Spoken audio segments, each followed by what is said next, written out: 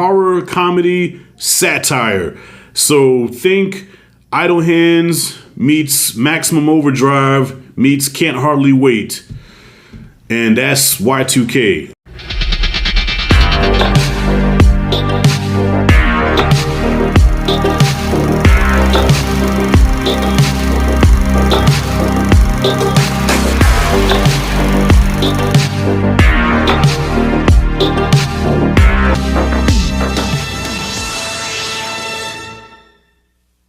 All right, y'all, got the hoodie on. You know what that means. If you follow my channel, you know what that means when the hoodie is on. So I'm not even gonna get into that, but you can tell from the smile on my face, I'm a happy black man right now. I just got out the cinema, y'all. First double feature I've had in a long time, and this is like the perfect pairing because this felt like this. Yo, watching these two movies back to back like this, y'all, it's like I was put back in a 90s time capsule where I'm going to Blockbuster on a Friday night. And I just, I'm renting two movies, probably three movies, but I'm only going to watch two that night. Get a bucket of that Act 2 popcorn, extra butter, 20-ounce Sprite, king-size Snicker bar, and a pack of Red Vines. And, of course, a blank tape because I'm going to dub them. Statute of limitations. So it took me back to that time. And, so let's say I'm going to rent two movies, right? There's the A side and there's the B side. So the A side is the main movie that I want to rent, that I want to see. And then there's a B side. This is just that extra movie where, okay, after I watch the main movie I want to watch, then I'm going to put this one on. But I'm going to put both of them on the same tape when I dub it. That was these two movies, right? So it worked out perfectly. Werewolves started first at 5 o'clock. And then right after that, at 7 was Y2K. And man, I'm gonna start with Werewolves first, y'all. But all right, to be honest, I'll say that for the end. I was gonna say, well, which one's the A side, which one's the B side? I'm gonna get to that in a second. So I'm gonna start with Werewolves first, right? Starring Frank Grillo. And Werewolves, this is like a breath of fresh air to me because I love werewolf movies. I'm a sucker for them. And we had The Beast Within, which with Jon Snow from Game of Thrones, but that shit was beyond trash. Werewolves here is right up my alley. I know this ain't gonna be for everybody, but this movie is perfect for me because this has 90s action horror written all over it. And what I loved is that they used practical effects for the wolves. That there was some CG, when it was needed, but for the most part, it was all practical, and I love that because to me, CG werewolves just don't hit the same. The fur looks all CG-ish and cartoonish, and it just takes you out of it. Here, the fur was real; it was organic. The teeth was real. You could see the breath, man. I'm like, damn, I love this shit. So, Werewolves takes place, I guess, in the not so distant future. So there's what's called this supermoon, which is a full moon. And so what this moon does is if anybody comes in contact with it, the radiation from the moon turns them into werewolves. So all you have to do is be outside and that moonbeam hits you. And next thing you know, you got teeth and hair and shit coming out of you. And so when the full moon gets ready to come, people have to bunk up. They have to board their houses up as if they're getting ready for a hurricane. And Frank Grillo, he's a former Marine, now scientist. They're trying to find a cure for this wolf disease. And he has a crazy ass neighbor who's also a Marine who's kind of like out of his mind and shit. So Frank Grillo is protecting his family, right? From, he's getting them prepared for what's going to happen, but he has to go to the science headquarters, the laboratory or whatever, and get this, see what this cure is, right? And so there's this stuff called, not sunscreen, but it's called moon screen, where you can put it on and it keeps the moon from infecting you.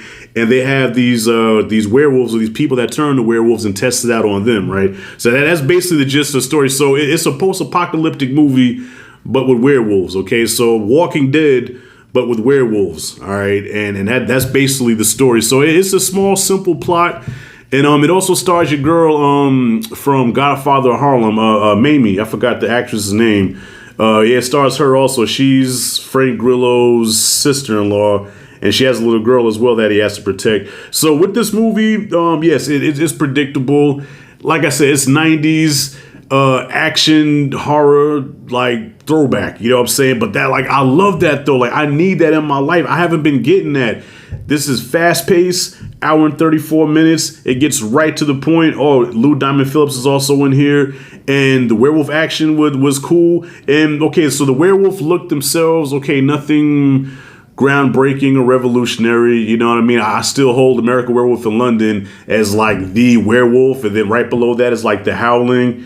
And but these wolves weren't bad. But I'm just saying, compared to other werewolves I've seen, you know, but it was just cool to see werewolves again, and they had personality. You know what I'm saying? These werewolves were not just, you know, hairy beasts that just kill. Like they had a little like they worked together. They hunted together like in a pack, like wolves would.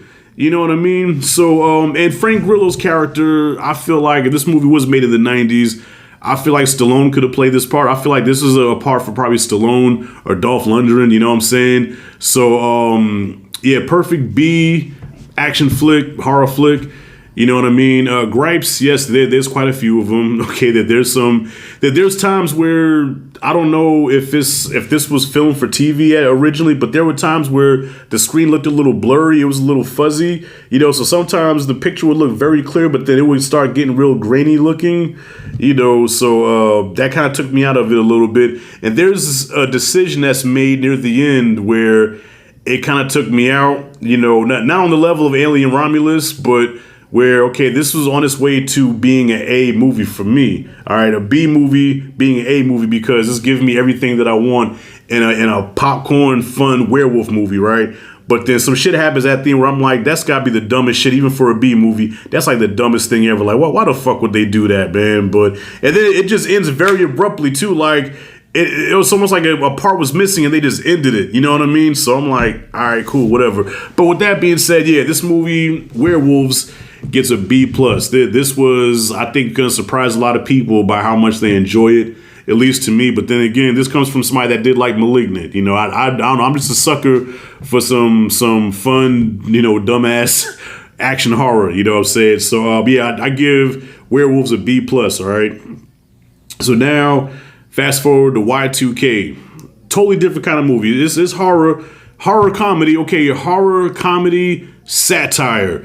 So think Idle Hands meets Maximum Overdrive meets Can't Hardly Wait.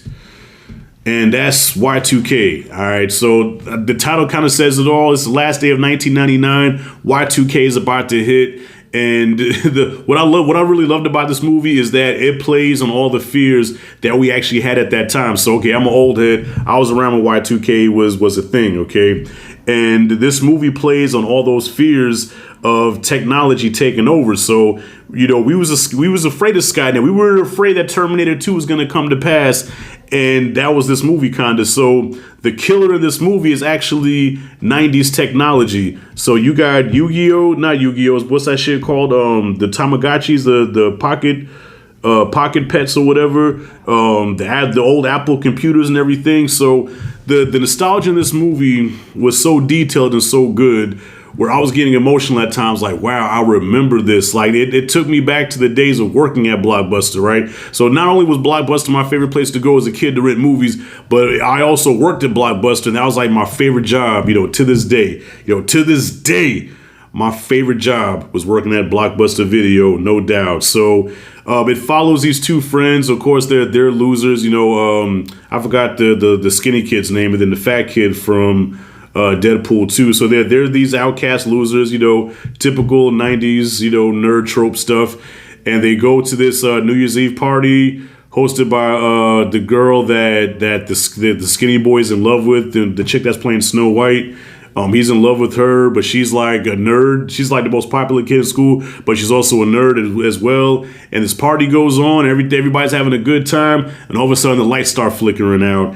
And then, boom, Y2K starts happening. That's where the Maximum Overdrive part of this movie kicks in, where the machines come to life and they start fucking people up. So this movie had a good balance of comedy and horror, so that there's some shocking shit that happens as far as the kills go, but then the comedy really works as well. Like I say, about 85% of the jokes in here landed. To me, I was laughing. The nostalgia had me laughing. I'm okay. I'm not sure if this person was in the trailer, so I don't want to spoil it, but there's a cameo in here where I'm like, oh shit, okay, this is the cherry on top as far as 90s stuff go. You know what I mean? So, yes, with that being said, yeah, the detail in this movie was on point. The pacing was very fast paced. It's like an hour and 30 minutes. That's why I was able to have a double feature, man, because both these movies are clocked in at an hour and a half. Okay, so that's perfect. Friday night, let's make it a blockbuster night. Let's rent 2 horror movies. You know, have some friends over, cousins or whatever. Let's have a good time. And that's these 2 movies. So listen, if you want to listen to Uncle Shad, okay, listen to Uncle Shad now. If you want to relive that 90s blockbuster experience, if you can, go to AMC, whatever your theater, and check out these 2 movies back to back. Now, I would say Y2K is the A side, so I would give Y2K, I would give that, I would also give it a B plus as well, but I think I did enjoy it more than I did Werewolves. So Y2K would be the A side, and then Werewolves would be the B side, but I had fun with both of these movies. I really dug both of these. And I recommend y'all seeing both together. Remember how y'all did Barbenheimer last year? Okay, so I think this is this year's Barbenheimer, Y2K, and Werewolves. You're welcome. All right, where am I at? Don't want to lose nobody. All right, so have you seen Werewolves? Have you seen Y2K? What'd you think about it? Comment Philly below. And by the way, I gotta mention too, he got jacked for that movie. Yo, Frank Grillo's gotta be on something. He ain't never been this damn big before. This dude had muscles on top of muscles on top of veins on top of muscles. Yo, he was like a discount fucking Hugh Jackman, man. And I say that with all due respect. He could have been Hugh Jackman's stunt double. So yeah, if you see these 2 movies, comment free below. Let me know what you thought. If you like and dig this content, hit that like and subscribe, notification bell in the corner. This is Rashad G signing out. See you in the next video.